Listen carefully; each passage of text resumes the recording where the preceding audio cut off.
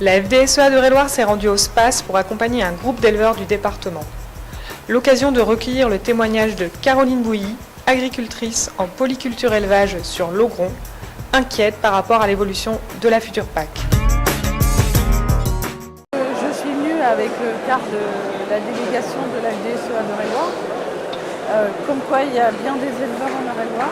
Ce n'est pas que des céréaliers comme on veut si souvent nous faire croire. Des éleveurs qui sont concernés par les difficultés que rencontre l'élevage, notamment l'augmentation des charges.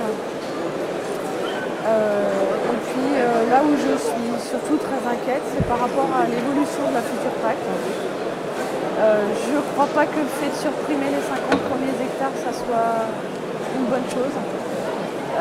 Moi j'ai une exploitation de 160 hectares où j'emploie quelqu'un 20 heures par semaine. Et le fait que la main-d'œuvre salariale ne soit pas prise en compte dans l'évolution de la future PAC, ça me dérange énormément.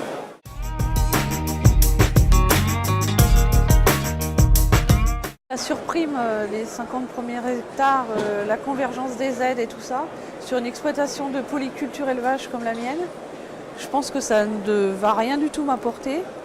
Et au contraire, selon les simulations, tout n'est pas encore arrêté. Mais je risque de perdre à peu près 10 000 € sur la totalité de mon exploitation. Donc il faut faire face aux charges existantes, au salaire de la personne que j'emploie 20 heures par semaine. Donc je pense que ça risque d'être un petit peu compliqué si on n'essaie pas de prendre en considération un petit peu le problème des gens qui font de la polyculture élevage. D'autant plus que l'aide, toutes les aides dont on peut bénéficier dans le deuxième pilier, chez nous, on n'y a jamais droit.